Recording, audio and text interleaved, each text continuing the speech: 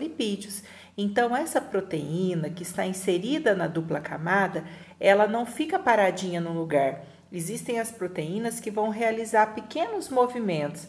Então, ela pode fazer, sim, um pequeno deslocamento por essa dupla camada. Por isso que é fluido. Ela não vai ficar completamente parada. Esse modelo do mosaico fluido, ele foi proposto por dois cientistas, Singer e Nilsson, né? São os dois cientistas que propuseram esse modelo para explicar a constituição da membrana plasmática. Então, a membrana plasmática é formada por uma dupla camada de fosfolipídios e pela proteína. Depois, o que nós temos? Aqui nós temos a membrana plasmática, mas ela está representada de uma forma mais completinha aqui. Então, o que nós temos? Olha, nós temos o que está aqui, ó, essa parte aqui, ó, em azul, com essa parte meio avermelhada, é a dupla camada de fosfolipídios. Essa parte aqui que está em rosa, ó, vai representar as proteínas, vai representar a proteína que está inserida entre a dupla camada de fosfolipídios. Existem algumas células, as células animais, elas na membrana plasmática, elas têm a glicoproteína. Glicoproteína é uma combinação de glicose e açúcar com proteína. Essa glicoproteína, ela vai formar em volta uma película em volta dessa membrana plasmática que vai dar uma proteção maior para a célula, mas isso só tem na célula animal. E além de dar uma proteção maior para a célula, essa camada de glicoproteína, ela também vai ajudar a reconhecer agentes estranhos que entram na célula. Então, na célula animal, existe a presença dessa glicoproteína. Um outro detalhe, gente, essa glicoproteína, ela vai formar uma estrutura, então são proteínas ali entrelaçadas, né, como se formasse uma malha em volta da membrana, protegendo ela, é chamada de glicocálix. Aí, olha, na dupla camada de fosfolipídios, nós temos duas partes. Essa parte que está em azul, as bolinhas que estão em azul aqui, nós chamamos de uma camada hidrofílica. Hidrofílica é a camada que vai ficar em contato com a água. E essa parte aqui do meio é a parte hidrofóbica. Fóbica vem de fobia, que tem aversão à água. Então, a camada, ó, essa parte azul aqui, que vai ficar em contato com a água, pode estar em contato com a água, é chamada de hidrofílica.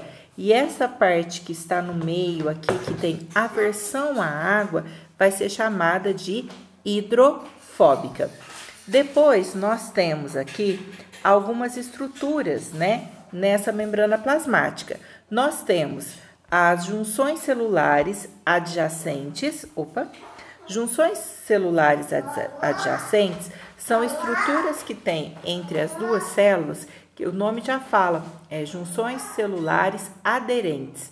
O nome já fala, são estruturas que vão aderir à célula. Duas células adjacentes, uma célula do lado da outra, né? Então, são estruturas entre duas células vizinhas que vão manter essas células aderidas. As junções celulares comunicantes, nós chamamos também de GAP, ou GAP, né? Alguns falam GAP, alguns falam GAP. Então, aqui nós temos, é como se fossem pequenos canais, tubos de proteína, que vão facilitar a comunicação entre as duas células, vão permitir a troca entre duas células. Então, ó, aqui eu tenho a célula 1, aqui eu tenho a célula 2.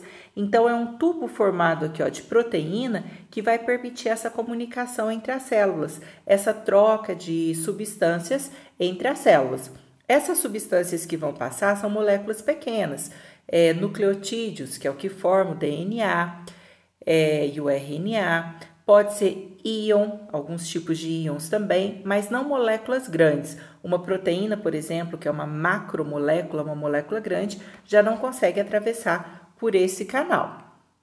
Depois, nós temos aqui o desmossomo. O desmossomo é essa estrutura que está aqui, ó, que vai existir entre duas células adjacentes, duas células vizinhas, né, uma do lado da outra, e esse desmossomo, ele vai promover aqui uma união maior entre as células, então ele vai manter a célula bem unida. Então, para uma célula ficar bem unida à outra, nós temos várias estruturas entre essas células. Uma delas vai ser o desmossomo. Como nós vimos, nós vimos aqui, ó, essa daqui, junções celulares aderentes servem para unir mais essas células. As junções celulares comunicantes, gap ou gap aqui, elas já são tubos que permitem comunicação entre as células vizinhas, né? Os desmossomos já vai existir também entre duas células vizinhas aqui e vai servir para unir mais essas células também. A microvilosidade, ó, deixa eu colocar de calma.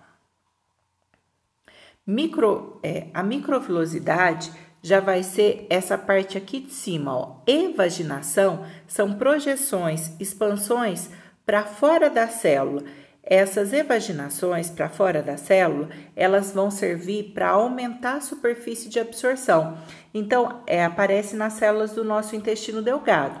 O nosso intestino delgado, ele tem a função de absorver nutrientes. Se ele não tivesse essa microvilosidade, se a superfície fosse reta, ele absorveria por esse ponto aqui. Agora, como tem essas microvilosidades, essa parte de cima, o que vai acontecer? A absorção, ela acontece, ó, por vários pontos da célula. Então, vai aumentar o contato com o alimento, consequentemente, vai aumentar a absorção dos nutrientes. Quanto maior o contato com o nutriente, maior vai ser a absorção.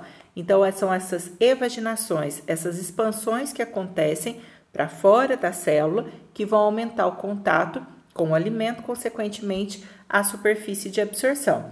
As interdigitações já são projeções laterais. Então, essa parte aqui, ó, é como se fosse uma dobra que existe na membrana plasmática das duas células vizinhas. Parece um quebra-cabeça, né? Duas células se encaixando ali. Então, se fosse assim, ó, vem uma célula, essa célula tem a projeção, faz de conta que aqui é uma célula. Aí de cá, ó, tem a outra célula e elas vão se encaixar aqui, ó. Tem uma projeção dessa e aqui tem uma depressão, uma parte mais rebaixada, igual acontece no quebra-cabeça. Vai servir também para ajudar na união de células vizinhas. A zona de oclusão, vai ficar numa borda da célula, essa parte aqui, ó.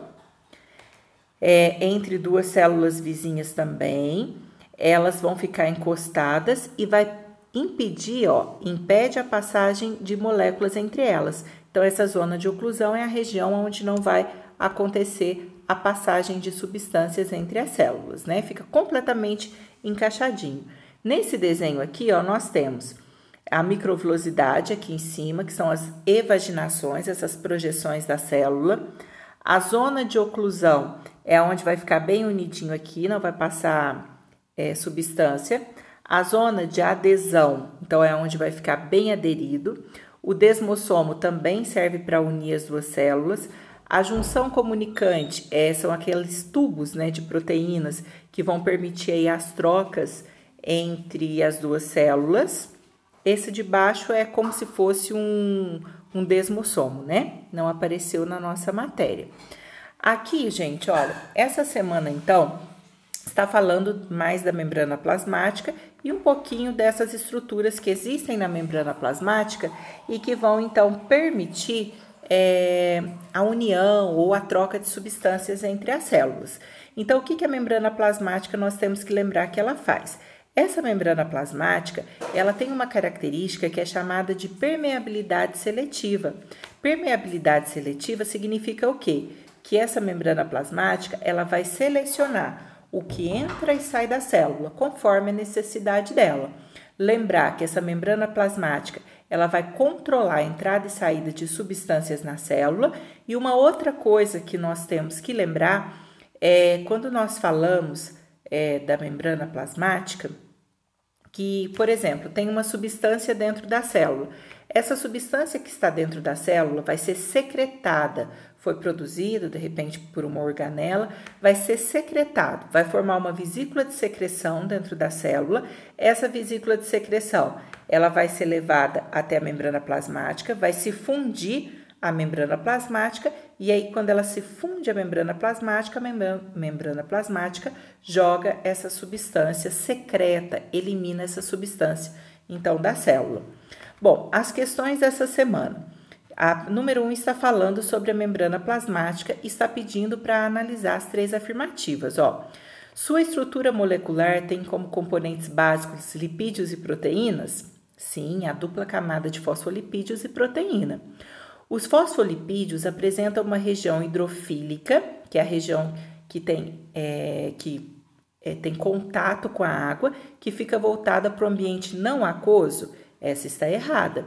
Os fosfolipídios têm uma região hidrofílica, é a que fica voltada para a água, a que está em contato com a água. A que não vai ficar em contato com a água é a região chamada de hidrofóbica. O esteroide colesterol é um lipídio presente na membrana plasmática de células animais e vegetais. Isso é lá do PET 1. O colesterol ele vai entrar na formação da membrana plasmática das células animais. Células vegetais não apresentam colesterol. Aí vocês vão assinalar. A questão número 2. Moléculas marcadas com um composto fluorescente são microinjetadas em uma célula epitelial. Então, colocou esse composto numa célula. 10 minutos após a injeção, a presença dessa molécula marcada é detectada em células adjacentes não injetadas, na célula vizinha. Essa observação constitui evidência de que essas células são unidas por, lembra, o canal de comunicação, junções do tipo GAP ou GAP. São os canais tubos de proteína que vão permitir, então, a comunicação entre as células. Depois, os diferentes tipos de transplantes representam um grande avanço da medicina. Entretanto, a compatibilidade entre doador e receptor nem sempre ocorre, resultando em rejeição do órgão transplantado. O componente da membrana plasmática envolvido no processo de rejeição é... Lembra que eu falei que na célula animal tem aquele glicocálix, que é uma malha de glicoproteína que vai envolver a membrana plasmática? Esse glicocálix, formado de glicoproteína, ele vai servir para dar uma proteção maior para a célula animal, porque só tem na animal, e além disso serve para reconhecer componentes que são do mesmo tipo, né? Do mesmo tipo de tecido, de órgão, de célula. Então, esse reconhecimento acontece pela glicoproteína, que vai formar o glicocálix nas células animais. Depois, esse esquema representa a membrana plasmática de uma célula eucarionte. Então, olha o que nós temos. A estrutura X, ó, o X está representando a bolinha com os risquinhos, que são a dupla camada de fosfolipídio. A bolinha aqui é a parte hidrofílica, que está em contato com a água, e essa parte aqui do meio, ó, é a parte hidrofóbica, onde estão os risquinhos, que é o que tem aversão à água, não combina com a água. E o Y aqui, ó, o Y é a proteína que está inserida entre a dupla camada de fosfolipídios. Depois, explique usando o modelo do mosaico fluido, que é esse desenho proposto por Singer e Nilsson, para a membrana plasmática, como dá a secreção de produtos do meio intracelular para o meio extracelular. Nós acabamos de falar. Vão ter vesículas de secreção. A substância vai formar uma bolinha, que é uma vesícula. Ela é levada, então, até a membrana plasmática, se funde à membrana plasmática, porque a vesícula ela tem um envoltório que é o mesmo da membrana plasmática, formado também de lipídio. Então, vai se fundir ali, aí a membrana plasmática pega essa vesícula e joga para fora, então, né? Vai secretar, vai eliminar essa substância. Aí vocês vão falar com as palavras de vocês. Essa semana é só isso, é só o basiquinho.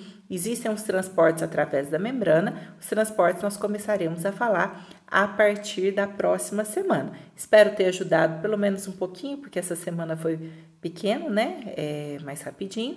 Espero ter ajudado vocês. Não deixem de responder o formulário. Fiquem com Deus e até a nossa próxima explicação.